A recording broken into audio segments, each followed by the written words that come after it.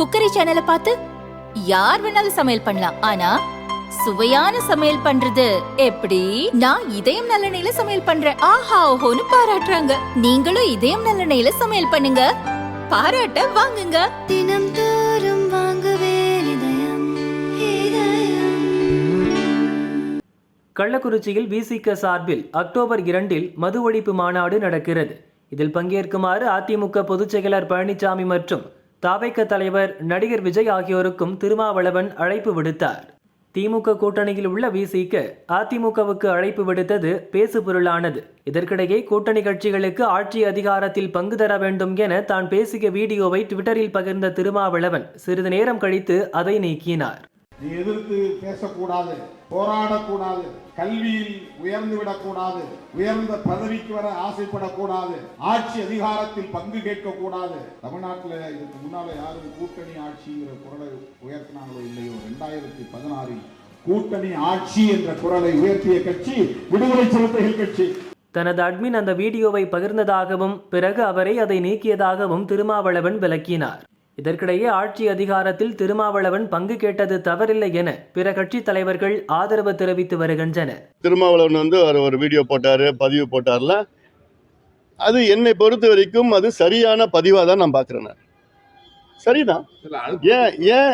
ஏன் ஆட்சி அதிகாரத்தில் கேட்கக்கூடாது? அது என்ன தப்பு? அது ஏன் நீக்கணும்னு எனக்கு ஒன்றும் புரியல. ஒரு அரசியல் கட்சி என்பது திமுக ஆட்சிக்கு வரணும், அண்ணா திமுக ஆட்சிக்கு வரணும்னு நாங்கள் அரசியல் கட்சியெல்லாம் தொடங்கலை.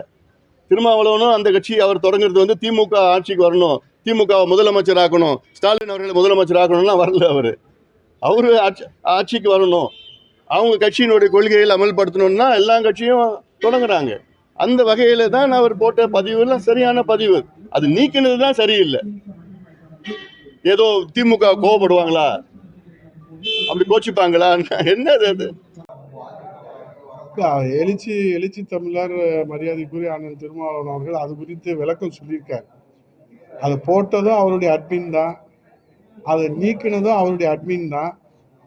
அதுக்கு உரிய விளக்கத்தை அவரே சொல்லியிருக்கார். ஏன் எடுத்தாருன்ற விளக்கத்தை என்னுடைய அட்மின்கிட்ட கேட்டு சொல்றேன்னு அவரே சொன்னதாக செய்திகள் நம்ம பார்க்குறோம்.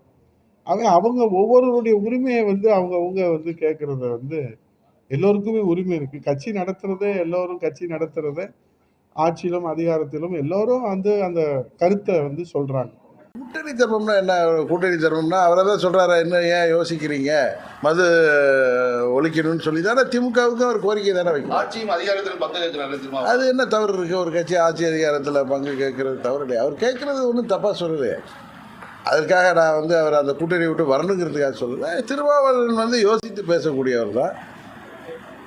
நிறைய கருத்துக்களை அவர் ரொம்ப நிதானமாக தான் பேசுவார். எனக்கு என்னமோ அவர் இதை பார்த்து எனக்கு அவர் திமுக கூட்டணியில் தான் இருக்கார். திமுகவுக்கு அழுத்தம் கொடுக்குறார், மதுவிலக்கு கொண்டு வாங்க, இப்போ இல்லைன்னா எப்போ கொண்டு வர போகிறீங்க, அதுக்காக ஒரு மாநாடு நடத்துகிறாரு. அதுக்கு மற்ற கட்சிகளையும் பிரதான எதிர்கட்சியாக இருக்கிற அதிமுகவுக்கு அழைப்பு கொடுக்குறாரு. அது மாதிரி ஆட்சி அதிகாரத்தில் பங்கு வேணும்னு ஒரு கட்சி நினைக்கிறது தப்பு கிடையாது. பட் திருமாவளவன் எப்பொழுதுமே மனதில் பட்டதை சொல்லக்கூடியவர் தான். இந்நிலையில் சேலம் மாவட்டம் ஆத்தூர் பேருந்து நிலையம் எதிரே வருங்கால முதல்வரே என திருமாவளவனை குறிப்பிட்டு விசிகவினர் போஸ்டர் ஒட்டி உள்ளனர். இது திமுகவினரிடையே சலசலப்பை ஏற்படுத்தி உள்ளது.